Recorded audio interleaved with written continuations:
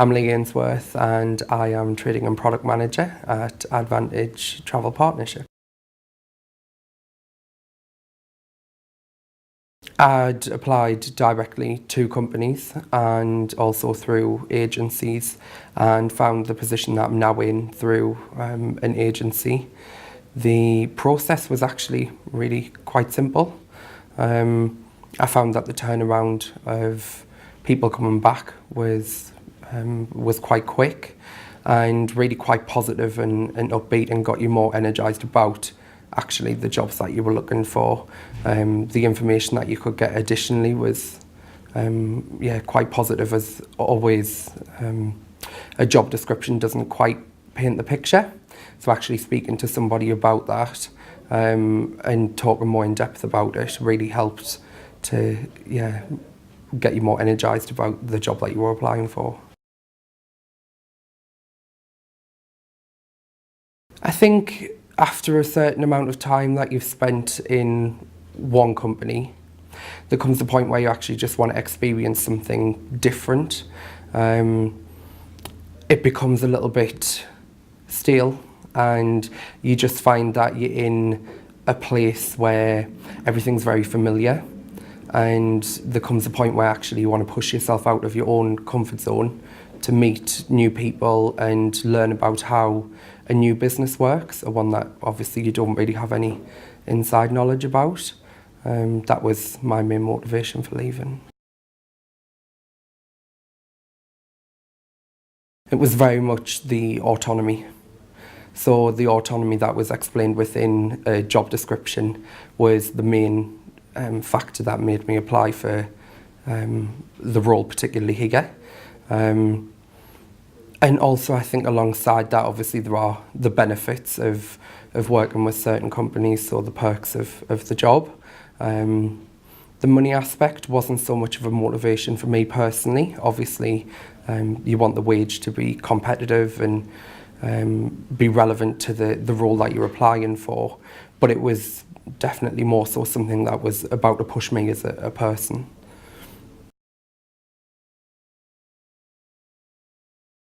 It was very specific down to product, but also something that linked to my past experience of the previous place where I'd worked for, and something that could really use as a bed and a foundation to build upon, but somewhere where I knew I was about to get pushed, to broaden your horizons, basically.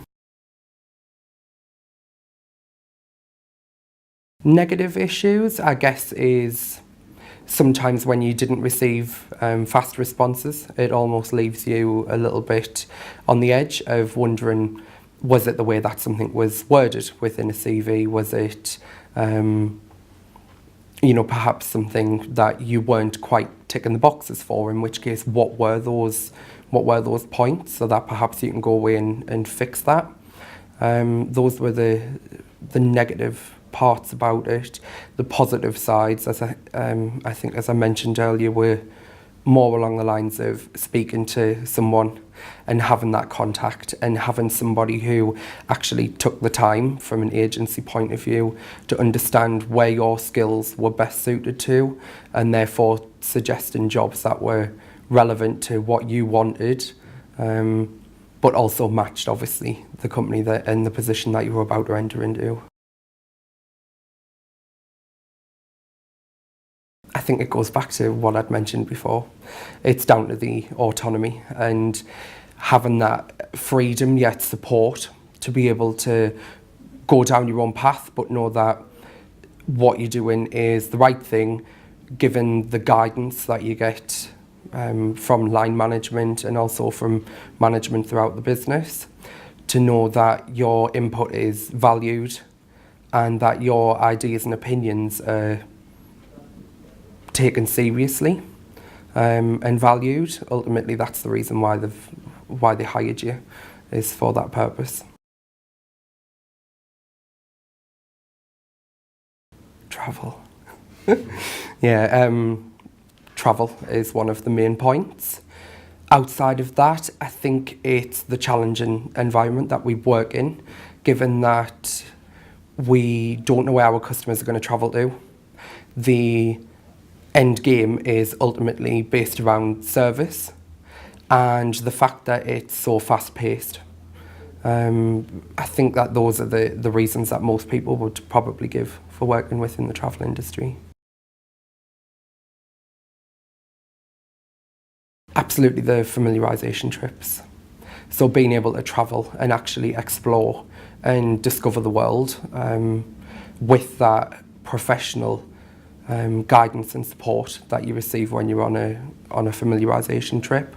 So whether that be from hoteliers showing you around and explaining the hotels that you're about to see, the airlines explaining how the airport and the aircraft actually work.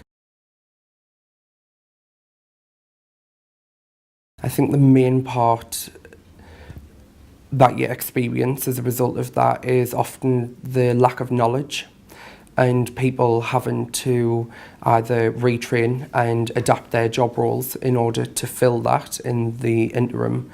But I think, yeah, the biggest part is definitely the lack of knowledge and that input that somebody with the experience can bring to the business.